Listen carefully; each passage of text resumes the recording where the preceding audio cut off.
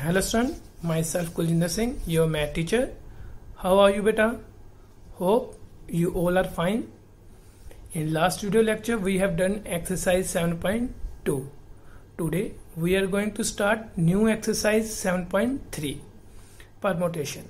Now beta, first theorem, the number of permutation of n different objects taken are at a time where repetition is allowed is n raise to power r। मान लो बेटा आपके पास 4 कोई digit है, 4 digit में से आपने बेटा 3 digit number choose करना है। मान लो मेरे पास 4 डिजिट है, 1 2 3 4। अब मैंने बेटा 3 डिजिट नंबर चूज करना है इसमें से 1 2 एंड 3।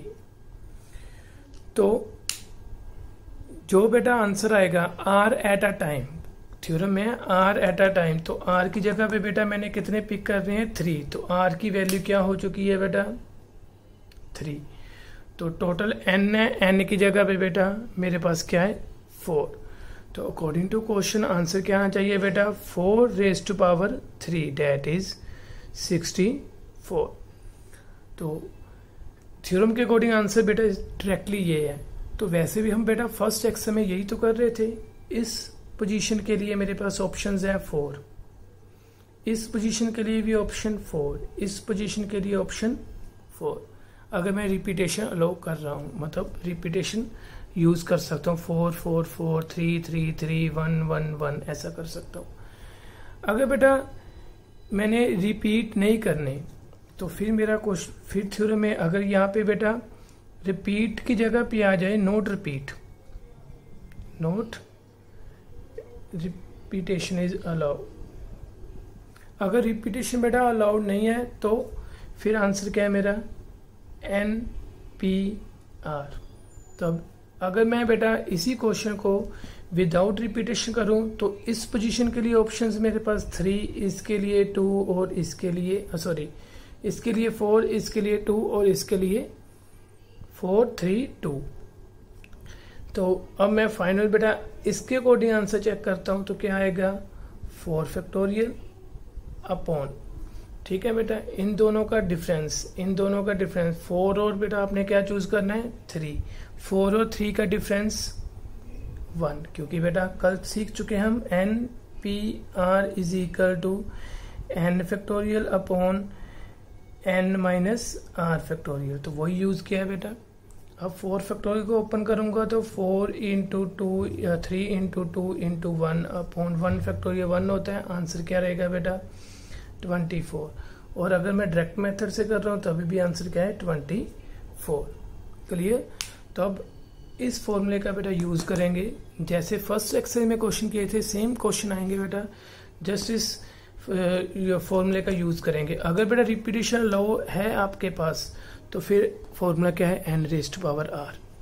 बट खास चीज क्या है बेटा इसमें डिफरेंट ऑब्जेक्ट्स, ये डिफरेंट ऑब्जेक्ट होने चाहिए। अगर बेटा कोई ऑब्जेक्ट सेम आ रहे हैं तो तब फॉर्मूला चेंज हो जाएगा। सपोज मैं एक एग्जांपल लेता हूं सेम ऑब्जेक्ट्स के लिए। मान लो ये बेटा मेरे पास है A B C C D D D E। मान लो मैंने इन लेटर्स का बेटा यूज करके कोई एक वर्ड बनाना है, जिसका मीनिंग हो या ना हो वो कोई नहीं, डिक्शनरी में मीनिंग होना जरूरी नहीं है, जस्ट मैंने अरेंजमेंट करना है इनका, ठीक है। तो मैंने पूरे के पूरे यूज करने हैं, मतलब 1 2 3 4 5 6 7 8 के 8 लेटर्स ही बेटा मैं यूज कर रहा हूं, ठीक है। तो उसके लिए बेटा फॉर्मूला क्या है 8P8, ये तो आएगा अपॉन डिवाइड में बेटा इसके साथ क्या आएगा A कितने टाइम है 1 टाइम है, B कितने टाइम है 1 टाइम है, कोई प्रॉब्लम नहीं। अब C कितने टाइम है बेटा 2 टाइम है, तो नीचे 2 फैक्टोरियल। D कितने टाइम है 1 2 3, ये 3 फैक्टोरियल। ऐसा क्यों हुआ बेटा, क्योंकि जब मैं बेटा इन 8 के 8 लेटर्स का अरेंजमेंट चेक कर रहा हूं तो मैं इन सभी को बेटा शिफ्ट करने की कोशिश कर रहा हूँ, ठीक है, ऑर्डर चेंज शिफ्ट करने की कोशिश कर रहा हूँ।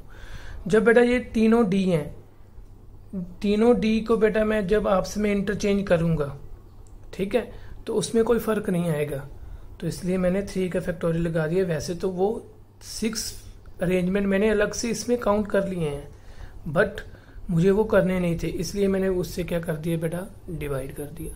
सिमिलरली बेटा सी को सी के साथ इंटरचेंज करोगे तो मेरे इस अकॉर्डिंग तो चेंज हो चुका है, मतलब इसके अकॉर्डिंग तो मैंने वेज को काउंट कर लिया है, बट एक्चुअली में बेटा सी को सी के साथ इंटरचेंज करूंगा तो कोई अरेंजमेंट नया नहीं आएगा, तो इसलिए मुझे बेटा डिवाइड 2 फैक्टोरियल करना पड़ा।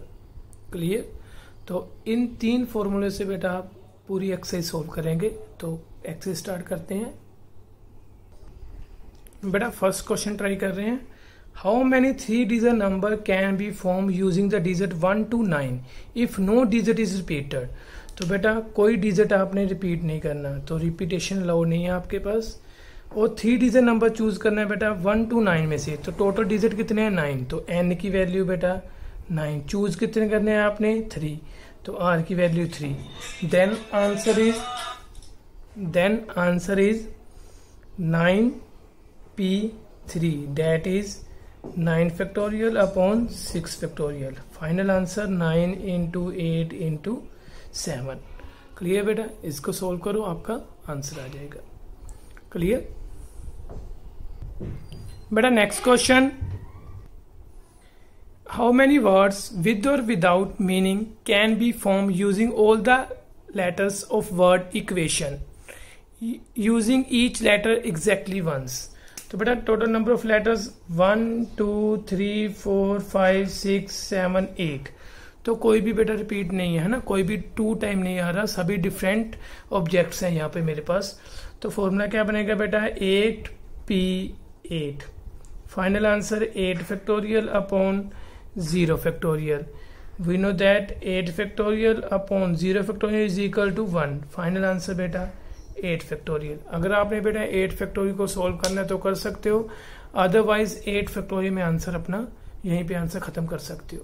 क्लियर बेटा? तो बिल्कुल इजी सी एक्सरसाइज है बेटा, वही सेम क्वेश्चन आएंगे एक्सरसाइज जो फर्स्ट में किए थे, जस्ट अब परमुटेशन का यूज करना है आपने। All the best, God bless you बेटा।